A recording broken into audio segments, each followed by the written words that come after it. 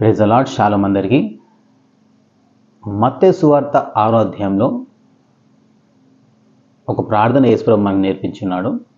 చాలామంది సంఘ కాపరులు, నేను గత 20 సంవత్సరాలుగా చూస్తూ ఉన్నాను, 20 సంవత్సరాల పైనగా చూస్తూ ఉన్నాను. మీటింగ్ అయిపోయిన తర్వాత, చర్చ్ సర్వీస్ అయిపోయిన తర్వాత అనేక మంది చాలా పాస్టర్లు గంభీర స్వరంతో ఇప్పుడు మనం పరలోక ప్రార్థన చేసుకుందాము అని అంటారు. అయితే ఇది పరలోక ప్రార్థన అని ఎందుకు అంటారు, అది కరెక్టా అని ఒకసారి ఆలోచిస్తూ ఉంటే ఎన్నో విషయాలు మన సంఘంలో గలిబిలు ఉన్నాయి. అందులో ఇదొక విషయం. పరలోక ప్రార్థన అని పిలవచ్చా? అసలు ఇది పరలోక ప్రార్థన అనే చాలాసార్లు ఆలోచించాను. ఎందుకంటే చాలామంది ఇది పరలోక ప్రార్థన చేసుకుందాము అన్నప్పుడు ఇది చెప్తూ ఉంటారు. కానీ ఒకసారి ఈ విషయాన్ని మనం గమనిస్తే అందులో ఇలా రాయబడి ఉంది, పరలోకమందున్న మా ప్రియ పరలోక తండ్రి. అంటే ఆల్రెడీ పరలోకంలో ఉన్నప్పుడు మళ్ళీ పరలోకంలో ఉన్న అనే మాట ఉన్నది. నీ నామం పరిశుద్ధపరచబడును గాక అంటే గ్రీకులో సెట్ అపార్ట్ అంటే అన్ని దేవతలతో సమానంగా నీ పేరు పిలువబడకూడదు.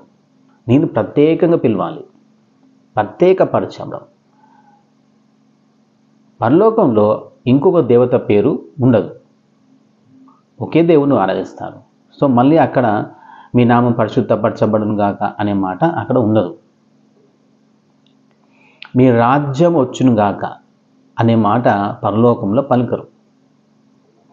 అక్కడ ఆయన రాజ్యమే ఉంటుంది. మీ చిత్తం పరలోకమందు నెరవేర్చబడుతున్నట్టు అనే మాట అక్కడ చెప్పరు. ఎందుకంటే అక్కడ పరలోకంలో ఆయన చిత్తమే జరుగుతుంది. మళ్ళీ పరలోకంలో జరిగినట్టు అని పరలోకంలో ఎవరు ప్రార్థన చేయరు. నేడు మా అనుదినాహారం దయచేయము అనే మాట కూడా అక్కడ ఉండదు.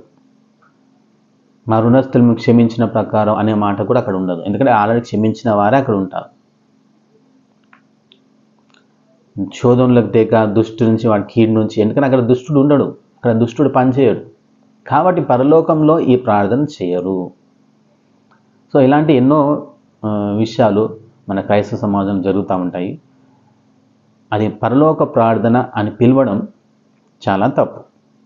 ఎందుకంటే అది పరలోక ప్రార్థన కాదు. పరలోకంలో ఈ ప్రార్థన చేయరు. ఇది భూలోకంలో చేయబడుతున్న ప్రార్థన.